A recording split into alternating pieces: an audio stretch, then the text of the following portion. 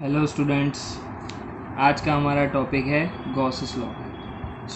Gauss law सबसे symmetrical और ऐसी सारी चीज़ों के लिए easily electric field find out करने के लिए यूज़फुल होता है और साथ में इलेक्ट्रिक फ्लक्स भी आप इसके साथ कैलकुलेट कर सकते हैं। Basically it is the relation between electric field and electric flux. तो ये एज्यूम करने के लिए हमने यहाँ पे एक प्लस क्यू चार्ज लिया है और एक ग्रीन कलर की गाउशियन सरफेस इमेजिन की है। इस सरफेस में से जो फ्लक्स एसोसिएटेड है उसकी हमें कैलकुलेशन करनी है। एज पर दी हमारा जो फ्लक्स का इक्वेशन है सबसे पहले हम वो यूज़ करेंगे, लेकिन ये स्फेरिकल शेल जो है उसमें से पहले हमने एक रीजन लिया है जो डेल्टा एस है। इस डेल्टा एस के साथ कितना फ्लक्स एसोसिएटेड है वो फाइंड आउट करेंगे, फिर टोटल जो एरिया है उसका फाइंड आउट करेंगे। तो सबसे पहले अगर हम इस छोटे से एरिया का फ्लक्स डेल्टा फाई एज्यूम करते हैं तो हमें कुछ इस तरह से इक्वेशन मिलेगी, that is delta phi is equals to E dot D S. Positive charge जो होते हैं तो पॉजिटिव चार्ज का इलेक्ट्रिक फील्ड आउटवर्ड डायरेक्शन में होता है, दैट वी नो। तो यहाँ पे जो हमने डेल्टा एस लिया है उसके साथ पास आउट होने वाला इलेक्ट्रिक फील्ड और उसका एरिया वेक्टर दोनों के बीच में 0 डिग्री एंगल फॉर्म हो रहा है, यानी दोनों एक दूसरे के साथ पैरेलल है। तो पैरेलल है तो हम जब कॉस फंक्शन रखेंगे यहाँ पे तो हमें कुछ इस तरह से मिलेगा कैलकुलेशन। ई जो है ई का इक्वेशन है K Q by R square into R cap और यहाँ पे delta S into R cap. R cap और आर कैप दोनों सिमिलर है तो डॉट प्रोडक्ट के थ्रू उसकी आंसर की वैल्यू हो जाएगी 1। तो हमें नेक्स्ट इक्वेशन कुछ इस तरह से मिलेगा K Q by R square into delta S R dot R is equals to 1। तो डेल्टा फाई यानी डेल्टा एस के साथ एसोसिएटेड फ्लक्स की वैल्यू हमें कुछ इतनी मिलेगी। Now total flux find out करना है जो पूरे स्फीयर के साथ एसोसिएटेड है, गाउसियन सरफेस के साथ एसोसिएटेड है। तो इक्वेशन ऑफ टोटल फ्लक्स, तो ऐसे सारे डेल्टा फाई का हमें इंटीग्रेशन करना होगा, सम अप करना होगा, तो हमें टोटल फ्लक्स मिलेगा। तो हमारी इक्वेशन होगी flux phi is equals to sigma of delta phi. तो ऐसे सारे डेल्टा फाई का हम समेशन करेंगे। Next equation is this sigma of all delta s kq by r square into delta s। Okay, kq by r square जो constant है उसे हम बाहर ले लेंगे, डेल्टा s पे सिग्मा अप्लाई करेंगे। हमें ये नेक्स्ट स्टेप मिलेगा kq by r square sigma of all delta s is equals to 4 pi R square, क्योंकि स्फीयर का जो है वो एरिया 4 पाई आर स्क्वायर होगा। तो इसकी जगह पे हम 4 पाई आर स्क्वायर रख के सिंप्लीफाई करेंगे। तो नेक्स्ट स्टेप हमें ये मिलेगा, that is K Q by R square into 4 pi R square. तो ये हमें मिलेगा, यहाँ पे हम आर स्क्वायर और आर स्क्वायर कैंसिल कर सकते हैं या फिर यहाँ से क्यू की वैल्यू या के की वैल्यू रख सकते हैं। तो के की वैल्यू रखते हैं तो नेक्स्ट स्टेप हमें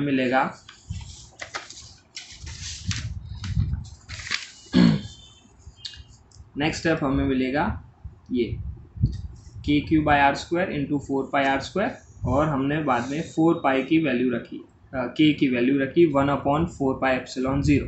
4 pi and 4 pi cancel, R square and R square cancel, तो हमें लास्ट में इक्वेशन मिलेगी ये phi is equals to Q by epsilon 0। और गॉस लॉ में जो चार्ज है वो अंदर जितने गाउशियन सरफेस के अंदर एनक्लोज जितने भी चार्ज है उनका सम अप करना पड़ता है। तो इक्वेशन होगी phi is equals to sigma Q upon epsilon 0। तो फॉर एग्जांपल अगर हमारे किसी क्लोज सरफेस के अंदर 2 पॉइंट है Q1 एंड Q2, तो उसके साथ एसोसिएटेड फ्लक्स अगर आपको कैलकुलेट करना हो तो flux phi is equals to Q1 plus Q2 upon epsilon 0। ये है हमारा गॉस लॉ। और गॉस लॉ के साथ एक दो इम्पॉर्टेंट पॉइंट्स हैं, नोटवर्दी पॉइंट्स, जिसके बारे में हमें डिस्कस करना पड़ेगा। तो सबसे पहली चीज़ है कि आप जो गॉसियन सरफेस लेते हो वो किसी भी शेप और साइज़ की हो सकती है, बस वो एनक्लोज्ड होनी चाहिए। दूसरी जो गॉस लॉ है वो सिमेट्रिकल एरियाज के लिए बहुत ही अच्छे से काम करता है, जैसे कि स्क्वायर है, क्यूब है, रेक्टेंगल है, जिस टाइप का कोई भी एरिया है जिसकी कोई सिमेट्री है उस पर वो आप बहुत ही ईजीली लगा सकते हो। सेकेंड पॉइंट है कि ये जो क्लोज्ड यहाँ पे जो क्यू की कैलकुलेशन करनी है, जैसे हमने डिस्कशन किया, वो एनक्लोज्ड चार्जेस होने चाहिए। वो चार्जेस कहीं पे हमारी गॉसियन सरफेस के बाहर कहीं पे नहीं होने चाहिए, सिर्फ अंदर है उसी को काउंट करना है। और इसमें दूसरी एक इक्वेशन है जो flux phi is equals to E dot delta S वाली, उसमें जब हम इलेक्ट्रिक फील्ड कंसीडर करते हैं तो इलेक्ट्रिक फील्ड के लिए हमें सारे चार्जेस लेना, जो सरफेस के अंदर भी हो सकते हैं और बाहर भी हो सकते हैं। तो ये जो 4-5 पॉइंट्स है वो गॉस लॉ के कुछ नोटवर्दी पॉइंट्स है जो आपको माइंड में रखने होंगे। नाउ थोड़ा इसका एग्जाम्पल है कि अगर डिफरेंट टाइप की शेप और साइज हो और उसके साथ आपने फ्लक्स फाइंड आउट करना हो तो किस तरह से फ्लक्स फाइंड आउट कर सकते हो। तो हमारे पास एक कुछ इस तरह से एरिया है सिलिंड्रिकल जिसकी 3 सरफेस है 1, 2 एंड 3। तो S1, S2 और ये S3 हम बोल सकते हैं इलेक्ट्रिक फील्ड की डायरेक्शन पॉजिटिव एक्स एक्सिस की डायरेक्शन में है। तो हमें सबसे पहले यहाँ पे फ्लक्स φ1 ढूंढना है, उसके बाद फ्लक्स φ2 एंड देन फ्लक्स φ3, फिर टोटल करके इस एरिया के साथ लिंक फ्लक्स हम फाइंड आउट करेंगे। तो सबसे पहले सबकी डायरेक्शन देख लेते हैं। देखो S1 जो है उसका एरिया वेक्टर है नेगेटिव एक्स एक्सिस पे और इलेक्ट्रिक फील्ड है पॉजिटिव एक्स एक्सिस पे। तो इन दोनों के बीच में 180 डिग्री एंगल फॉर्म होगा। तो उसके हिसाब से हम कैलकुलेशन करेंगे तो हमें कुछ इस तरह से मिलेगा φ1 is equals to E dot S1, simplify करेंगे ई S1 cos 180 क्योंकि एंगल 180 फॉर्म हो रहा है। तो cos 180 की वैल्यू होती है -1, तो हम यहाँ पे रखेंगे -1। तो φ1 is equals to minus E S1। Okay, now φ2 के लिए आते हैं। तो φ2 के लिए इलेक्ट्रिक फील्ड और एरिया वेक्टर दोनों सेम डायरेक्शन में, यानी यहाँ पे थीटा जो है वो 0 डिग्री होता है। तो इस केस में अगर हम कैलकुलेट करेंगे ई S2 cos थीटा, तो cos थीटा cos 0 होगा और cos 0 1 होता है, तो इसकी वैल्यू हो जाएगी ई S2। ओके, ई S2 मिल गया, ये φ1 और φ2 हो गया। φ3 के लिए जो इलेक्ट्रिक फील्ड है, इलेक्ट्रिक फील्ड और एरिया वेक्टर के बीच में 90 डिग्री का एंगल फॉर्म हो रहा है। तो cos 90 0 हो जाता है, तो ये 0 हो जाएगा। S1 और S2 दोनों सेम है एज पर दी सिलेंडर के दोनों साइड्स हैं वो इक्वल है। तो S1 और S2 अगर हम सेम ले लेते हैं फिर सिंप्लीफाई करते हैं तो हमें total electric flux link with the cylinder, total φ1 plus φ2 plus φ3 सारी वैल्यूज़ रखेंगे -ES plus ES plus 0। So net resultant flux हमें मिलेगा φ इज इक्वल टू 0। सो इससे हमें पता चलता है अगर कोई क्लोज सरफेस है उसके साथ डिफरेंट एरिया का किस तरह से हम फ्लक्स ढूंढ सकते हैं।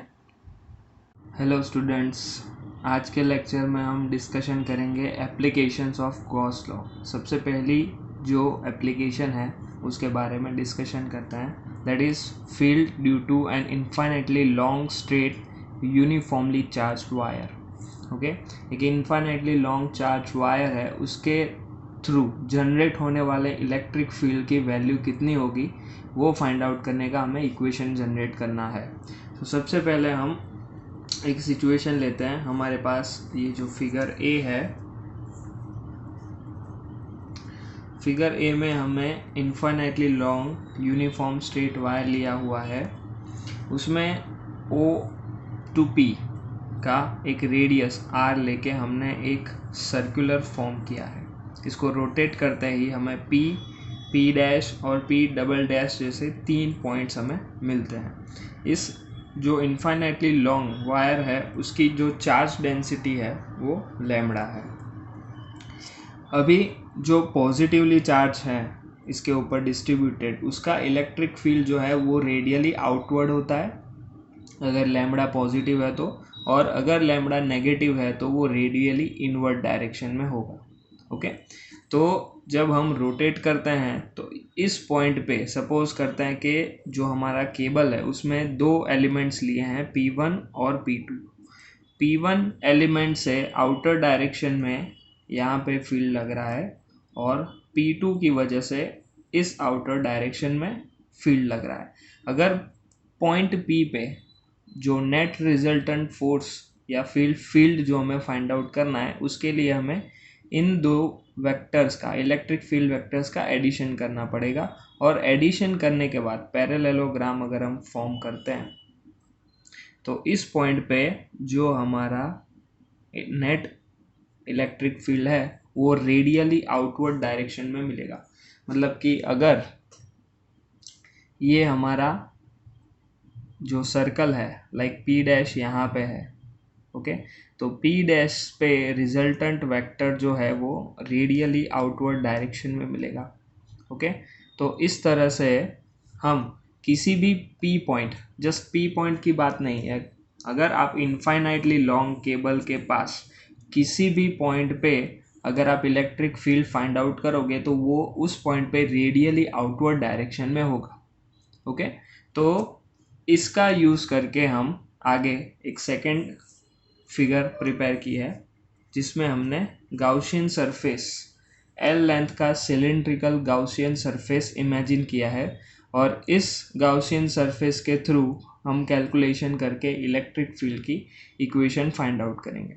अभी जो हमारा ये गाउसियन सरफेस है इसके टोटल 3 साइड्स हैं।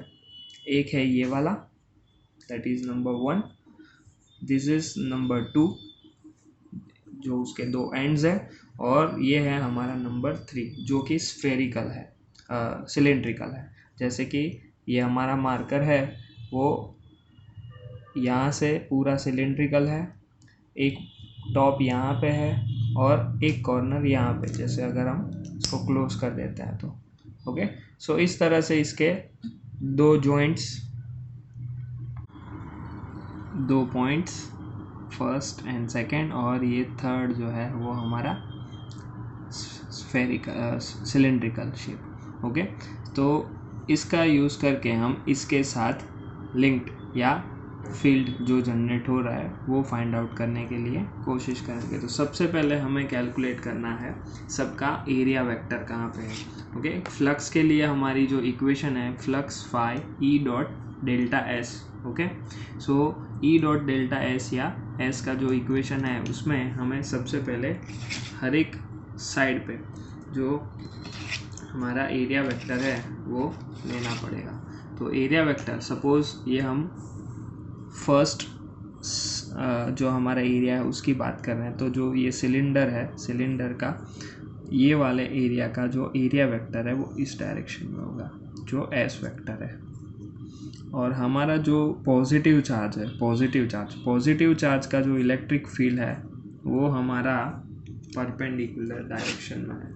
मतलब जैसे अगर यहाँ पे हमारा पॉजिटिव चार्ज है डिस्ट्रीब्यूटेड, तो हमें पता है पॉजिटिव चार्ज का जो इलेक्ट्रिक फील्ड होता है वो रेडियली आउटवर्ड डायरेक्शन में होता है, राइट। सो यहाँ पे इलेक्ट्रिक फील्ड हर एक जगह पे इस तरह से आउटवर्ड डायरेक्शन में होगा। सिमिलरली अगर हम सेकेंड सरफेस के लिए बात करें तो सरफेस नंबर 2 का जो एरिया वेक्टर है वो नीचे की ओर मिलेगा लाइक दिस, और यहाँ पे भी electric field radially outward direction में है। ओके, और थर्ड जो है, थर्ड में अगर हम एरिया वेक्टर लेते हैं कहीं पे, सपोज इन दिस केस हमने इतना स्मॉलर एरिया लिया है, तो यहाँ पे ये इस डायरेक्शन में मिलेगा, यानी कि यहाँ पे E और S दोनों ही सेम डायरेक्शन में होंगे। तो तीनों पॉइंट्स के लिए अगर हम कैलकुलेट करें कि फ्लक्स कितना है इंडिविजुअली, ओके, तो कैलकुलेट कर सकते हैं। सबसे पहले सरफेस 1 और सरफेस 2 के लिए कैलकुलेट करते हैं।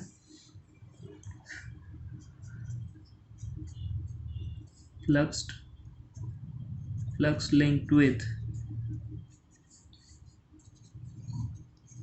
Surface 1 and 2। तो सरफेस 1 एंड 2 के लिए फ्लक्स की इक्वेशन जो है हमारी वो flux phi 1 is equal to, हम अगर लिखते हैं ई डॉट एस, तो यहाँ पे ई और एस के बीच में 90 डिग्री एंगल फॉर्म होता है, जैसे कि यहाँ पे और यहाँ पे दोनों ही जगह पे 90 डिग्री का एंगल बन रहा है।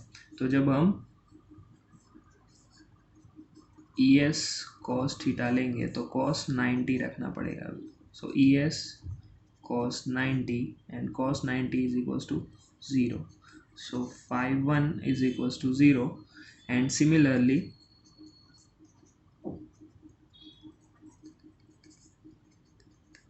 we get for phi 2 is equals to 0 also, क्योंकि इसमें भी हमें E perpendicular to S मिलेगा from the figure. Okay, that is very clear from the figure that E is perpendicular to S in दोनों cases में 1 and 2. But in this third case जो हमारा तीसरा सरफेस है उसमें E और S जो है दोनों सेम डायरेक्शन में, तो इसके लिए अगर हम कैलकुलेट करें तो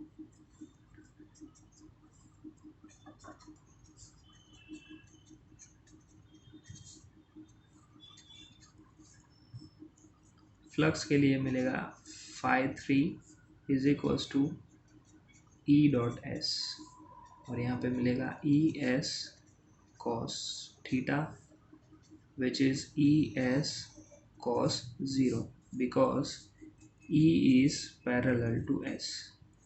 ओके, तो कॉस 0 1 हो जाता है, तो हमें यहाँ पे मिलेगा ई इंटू एस। ओके, तो यहाँ पे हम लिखेंगे फिर कॉस 0 इज इक्वल्स टू 1, और जो एस है यानी सरफेस एरिया, तो सिलेंडर का सरफेस एरिया होता है 2 पाई आर एल, तो ये हो जाएगा 2 pi R into small L. Reason में लिखेंगे S is equals to 2 pi R L. तो हमारे पास फ्लक्स की ये इक्वेशन मिली 5-3। जो टोटल फ्लक्स है उसके लिए हमें टोटली कैलकुलेशन करना पड़ेगा 1, 2 और 3 तीनों सरफेस का total flux. So total flux linked with Gaussian surface is, okay, so we can write flux phi is equals to phi 1 plus phi 2 plus phi 3, ये है 0 plus 0 plus e 2 pi r l। सो हमें मिलेगा flux phi is equals to 2 pi r l into e। Okay, now flux phi Gauss law का use करते हैं, तो flux phi की value हो जाती है Q by epsilon 0। So Q by epsilon 0 is equals to 2 pi R L into E. Okay, जो charge हमारा गाउसियन सरफेस कवर कर रहा है, जिसके अंदर जितना चार्ज है उसके बारे में हमें कोई इन्फॉर्मेशन नहीं है, लेकिन हमें जो लीनियर चार्ज डेंसिटी लैम्बडा है वो गिवन है, तो उसका यूज़ करके हम इसकी जगह पे वो वैल्यू रख सकते हैं।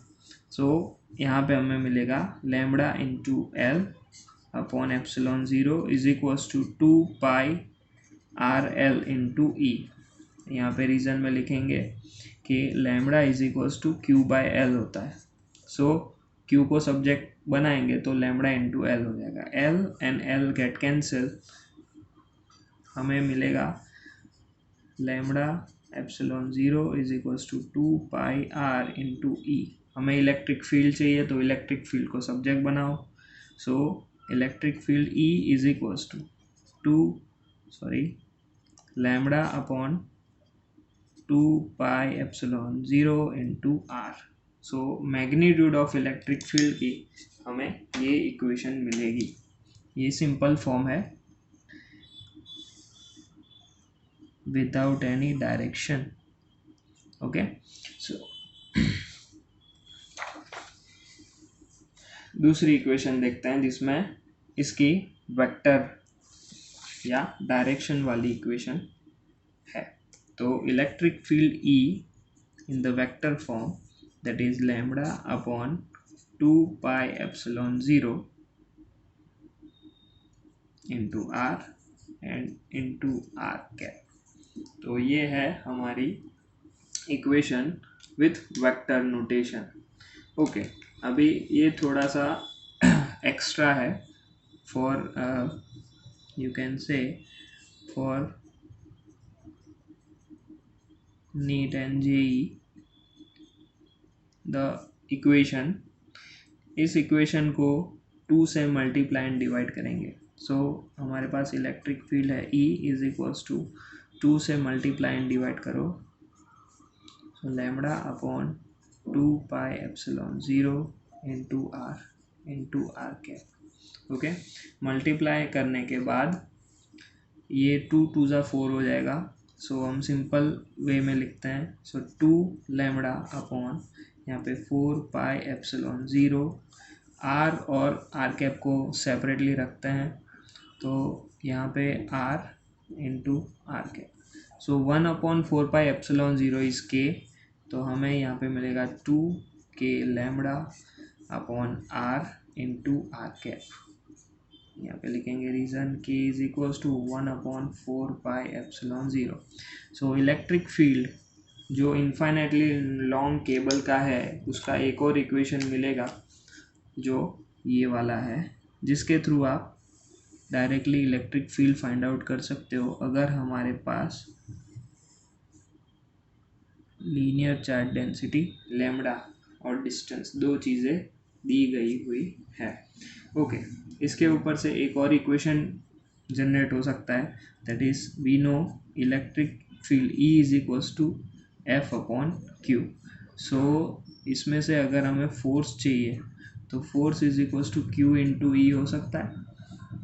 तो अगर हमें ऐसा पूछे कि भाई कोई इनफाइनाइटली लॉन्ग केबल या किसी स्ट्रेट केबल के पास कोई पॉइंट है, उस पॉइंट पे लगने वाला इलेक्ट्रिकल फोर्स कितना होगा वो पता करके बताओ, तो इस इक्वेशन का यूज़ कर सकते हैं। तो इस इक्वेशन में जो E है उसकी यहाँ पे ये वैल्यू रखते हैं, तो हमें फोर्स की न्यू इक्वेशन मिलेगी, Q मल्टीप्लाई करेंगे, सो 2 के lambda into Q upon R into R cap. Okay, so इस तरह से हमारे पास थोड़ी इंफॉर्मेटिव इक्वेशन फॉर्म हो जाती।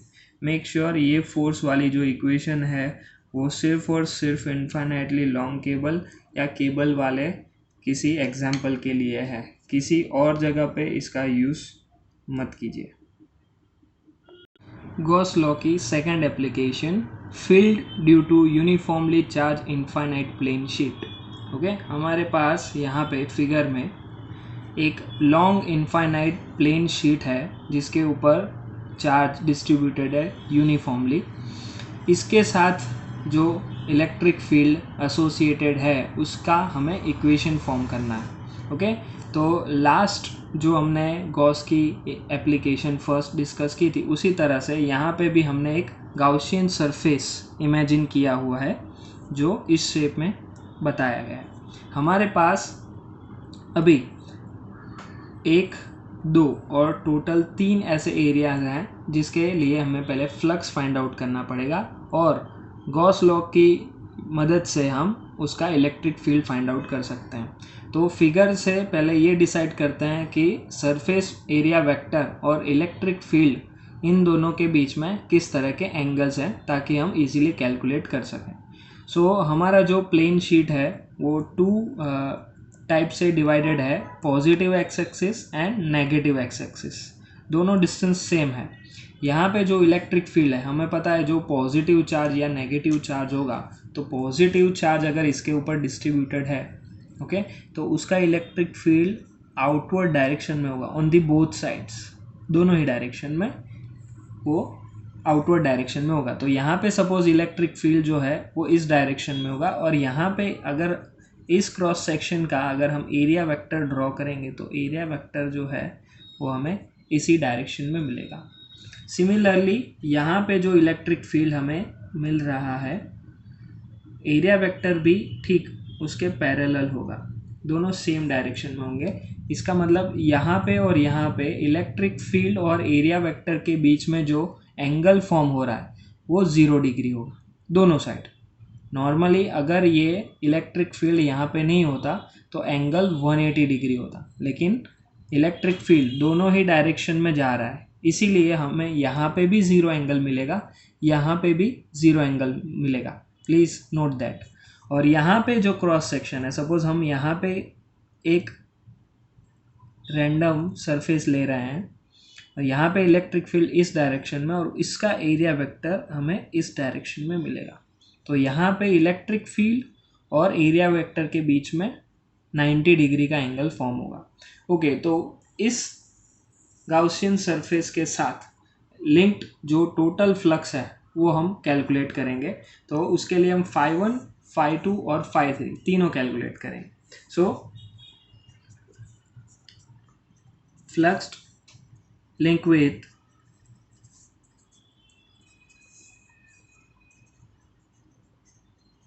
सरफेस 1, तो उसको हम कहेंगे phi1। तो phi1 इज इक्वल्स टू हमें मिलेगा E डॉट डी एस और ये होगा E D S cos theta.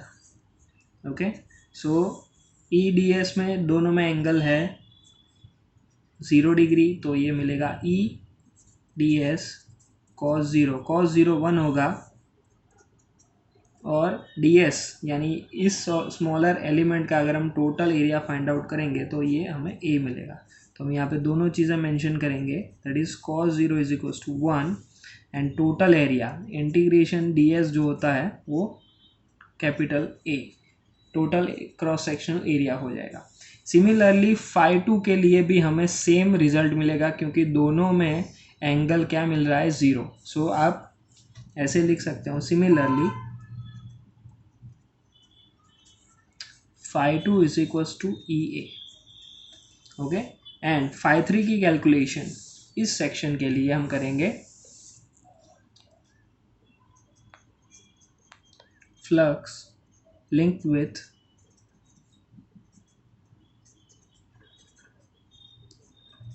surface 3, that is flux phi3 is equals to E dot ds, E ds cos theta is equals to 0 क्योंकि E is perpendicular to S and cos 90 is equals to 0। Okay, so phi1, phi2 और phi3 तीनों flux हमें मिल चुके हैं। तो total flux के लिए हम एडिशन करेंगे।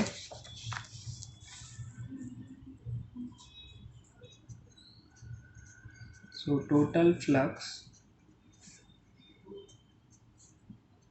linked with Gaussian surface, that is phi is equals to phi1 plus phi2 plus phi3। okay, that is EA plus EA plus 0, therefore we have 2EA।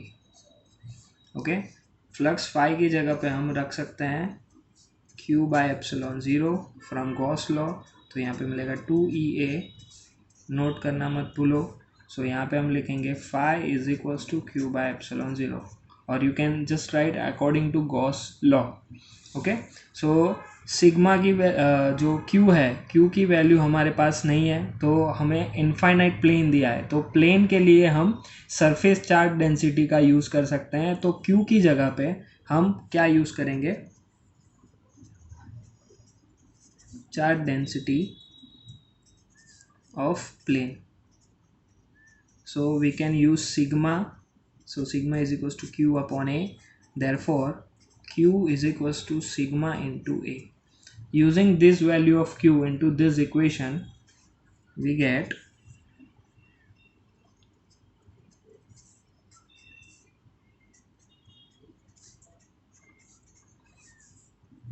sigma into A upon epsilon 0 is equals to 2EA। A and A cancels out, E को subject बनाओ तो E is equals to 2 नीचे चला जाएगा sigma upon 2 epsilon 0। So magnitude wise हमें ये equation मिलेगा sigma upon 2 epsilon 0। और अगर हम डायरेक्शन वाइज उसका इक्वेशन फॉर्म करें तो electric field E is equals to sigma upon 2 epsilon 0 into N cap. So ये जो है हमारा मैग्नीट्यूड और डायरेक्शन वाइज इक्वेशन हो गया। Third application of Gauss's law, field due to an uniformly charged thin spherical shell. मतलब एक ऐसा शेल जिसके बीच में एम्प्टी स्पेस हो, एयर हो, जैसे कि हमारा प्लास्टिक का बॉल होता है या फिर टेनिस बॉल है, क्रिकेट बॉल है, उस टाइप का जो है मेटल का स्पीयर, उसके ऊपर अगर हम चार्ज डिस्ट्रीब्यूट करते हैं तो उसके साथ जो फील्ड जनरेट होता है उसकी इक्वेशन हमें फॉर्म करनी है। सो हमारे पास ये जो ब्लू कलर का दिख रहा है वो हमारा स्फीयर है और इसके साथ इसके ऊपर पॉजिटिवली चार्ज हर जगह पर डिस्ट्रीब्यूटेड है। जो स्फीयर है उसकी रेडियस कैपिटल R है। अभी स्फीयर बीच में से हॉलो है और सराउंडिंग से एयर से फुलफिल्ड है। तो हमारे पास यहाँ पे 2 पॉइंट्स हैं कि जहाँ पे हमें इलेक्ट्रिक फील्ड ढूंढना पड़ेगा। एक है इनसाइड द सेल और दूसरा है आउटसाइड द सेल। तो दोनों की कैलकुलेशन हमें सेपरेटली करनी पड़ेगी। तो सबसे पहला जो फिगर है, ये फिगर में हमने गाउसियन सरफेस जो है वो स्मॉलर रीजन का लिया है, जो शेल के इनसाइड के पॉइंट के लिए इलेक्ट्रिक फील्ड की कैलकुलेशन के लिए हमें चाहिए होगा। सो हमने यहाँ पे स्मॉल r रेडियस का एक छोटा सा स्फीयर लिया है जो हमारी गाउसियन सरफेस है। तो इस गाउसियन सरफेस का यूज़ करके सबसे पहले हम पता लगाएं कि अगर शेल के अंदर किसी पॉइंट पे इलेक्ट्रिक फील्ड होता है तो उसकी वैल्यू किस इक्वेशन से हम कैलकुलेट कर सकते हैं। ओके, सो फर्स्ट है इस पॉइंट के अंदर, that is point lying inside the shell, and very important thing जो मैं दूसरे कलर में मेंशन कर रहा हूँ, that is small r is less than capital R। Make sure कि आपका जो पॉइंट है, हमने यहाँ पे जो गाउसियन सरफेस लिया है वो कैपिटल R से कम हो। सो इसके लिए हमने ये गाउसियन सरफेस लिया है। तो गाउसियन सरफेस के लिए, अभी इस गाउसियन सरफेस के लिए अगर हम इलेक्ट्रिक फील्ड लेंगे और इक्वेशन कैलकुलेट करेंगे तो flux phi is equals to E.ds होगा। ओके, और you can write as per the Gauss law Q epsilon 0 is equals to E.ds। Now look at the figure. जो पॉजिटिव चार्ज है वो outside this shell है, everywhere uniformly distributed. हमने जो Gaussian surface ली है उसके अंदर कोई भी चार्ज एनक्लोज नहीं हो रहा है।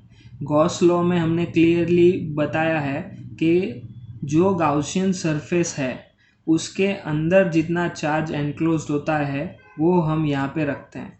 Since there is no charge तो यहाँ पे Q की वैल्यू क्या हो जाएगी, 0। सो ये पूरा टर्म हो जाएगा 0। सो 0 इज इक्वल्स टू E.ds। सो हमें इलेक्ट्रिक फील्ड भी जो है 0 मिलेगा, क्योंकि एरिया तो 0 नहीं हो सकता क्योंकि हमारे पास शेल है। तो electric field inside this shell is always 0। Okay, so ये है पॉइंट इनसाइड। सेकेंड पॉइंट की बात करते हैं, point outside the shell. Point lying outside the shell, where you can mention that is R is greater than capital R. So here our capital R is and this is smaller r. So in this case हमने sphere से बड़ा Gaussian surface लिया है और इसके अंदर पूरा sphere cover हो जाता है। तो इसके लिए अगर हम कैलकुलेशन करेंगे, सो flux link with Gaussian surface.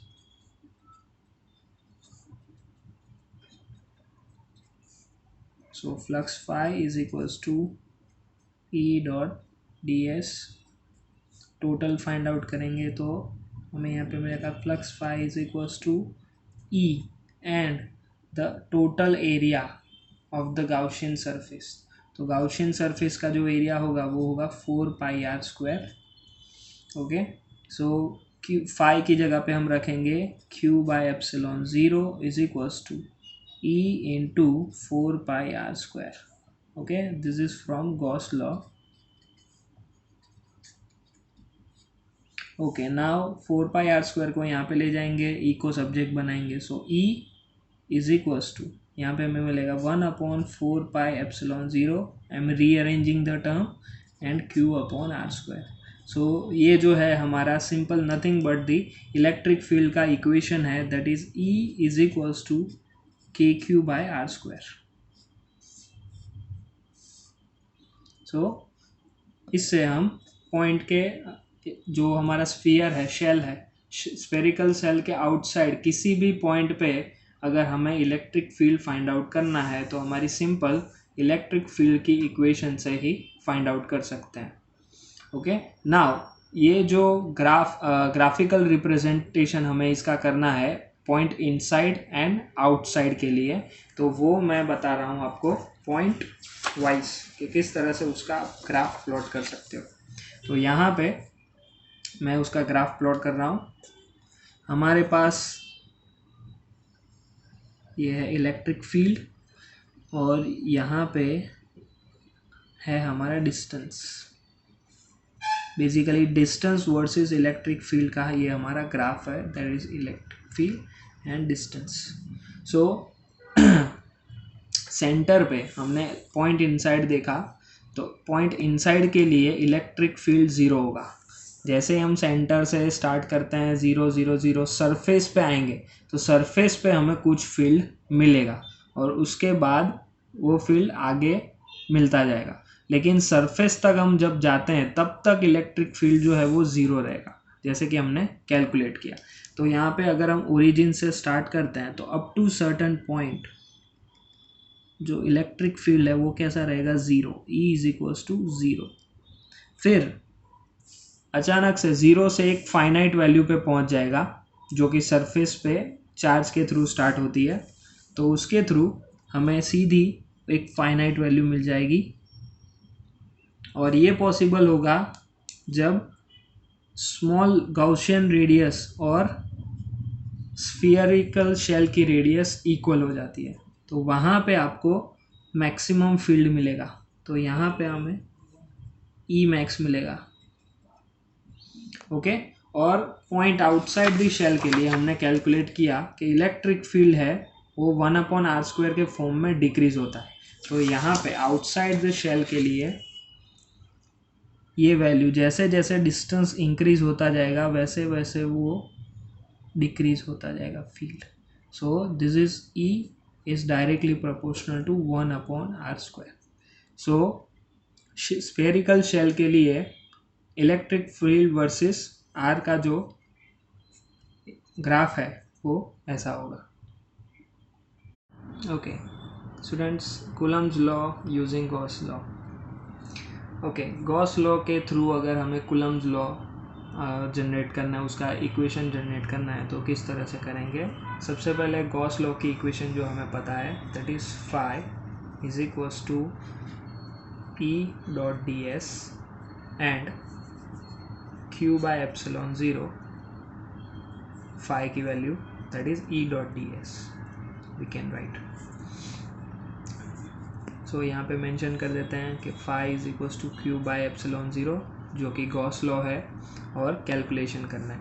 Okay, dot product हटाते हैं तो हमें कॉस फंक्शन रखना पड़ेगा, that we know Q/ε0 is equals to E ds cos theta. हम एज्यूम करते हैं कि जो E है और ds है वो दोनों एक दूसरे के पैरेलल है. जिससे एक दोनों के बीच में जो एंगल है वो ज़ीरो फॉर्म होता है। सो हमें इक्वेशन मिलेगी Q upon epsilon zero is equals to E ds where cos zero is equals to 1, और यहाँ पे हम लिख देते हैं that is E is parallel to S।